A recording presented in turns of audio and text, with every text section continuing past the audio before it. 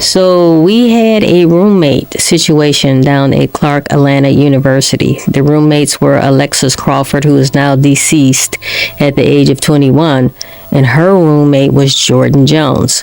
Jordyn Jones had a boyfriend by the name of Brandon Brantley. Evidently, Brandon Brantley had been making advances towards Alexis Crawford. She did not like it.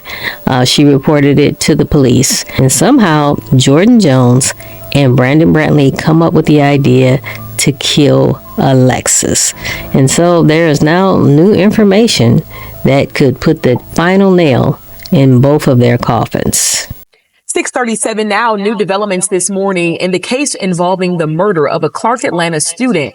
This case really stunned Atlanta and the nation. So now the Georgia Supreme Court has overturned a lower court ruling that was blocking prosecutors from using calls that the suspect made from jail as key evidence in the case. 11 Live's Karis Belger is live outside the Georgia Supreme Court this morning. Karis, tell us, how will this decision to impart those calls as evidence impact the case?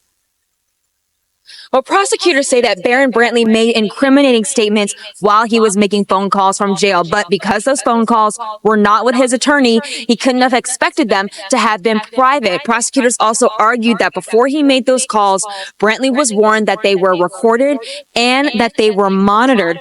Brantley and his former girlfriend, Jordyn Jones, who was Alexis Crawford's roommate, are accused of killing the 21-year-old on the morning of Halloween in 2019. Investigators say Jones led them to Crawford's body in a Decatur park after a days-long search.